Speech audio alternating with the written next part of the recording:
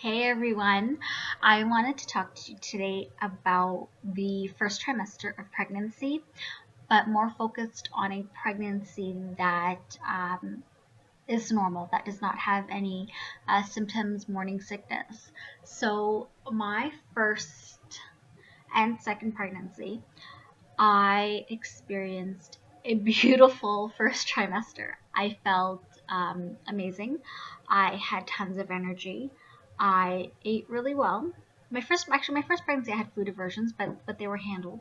But I ate really well. I had nutrient dense meals and lots of snacks and fresh food.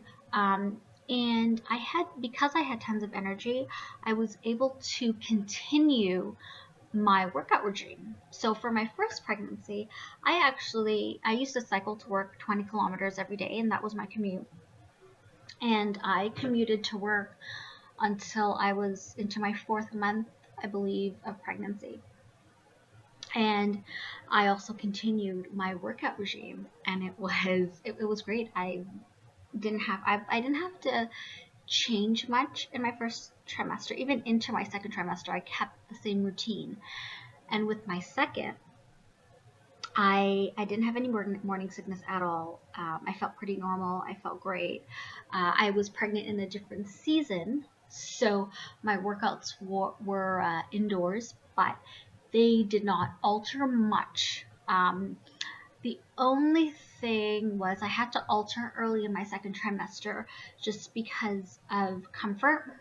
And I found that when I had sore muscles, it was taking me a little longer for my body to recover and deal with the soreness. So I modified just a bit, but not much. I kept to my routine, and I made sure that my fluid intake, and I was drinking a ton of water, um, stayed up. So that's the one thing you need to remember is that when you're pregnant, you have to consume enough fluids because you need to support your own needs, but you also need to support the needs of a growing fetus. And when you work out, you do deplete some of those nutrients and some of those fluids. So you want to make sure that you're replenishing these fluids and getting enough intake into your body so that your body can do all the things it needs to do. And when it comes to your nutrition, there's a bit of a misconception about how you should treat your body when it comes to food.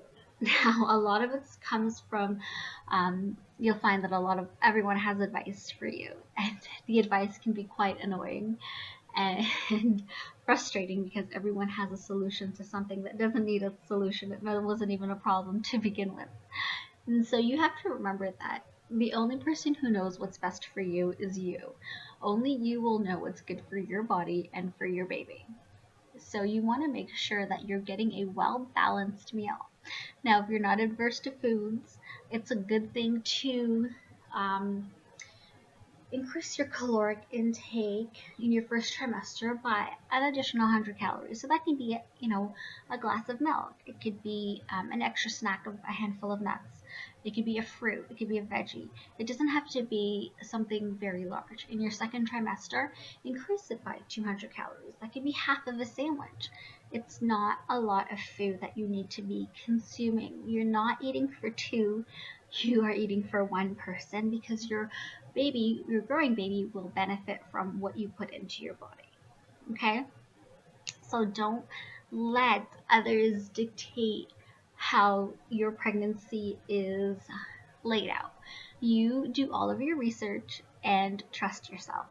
And if you're ever concerned about what you're consuming, or if you're not sure, there's tons of information that your physician can supply to you. There's a great list of certain types of fish you should avoid, certain items that would not be beneficial, processed foods that you probably would want to avoid that you didn't think of before you were pregnant. So it's a good idea to get that list. Also, there is a ton of over-the-counter medication that probably shouldn't be in your body when you're pregnant. So get that list from your doctor. They have it. Just ask if they don't voluntarily give it to you. And enjoy the fact that you're not sick.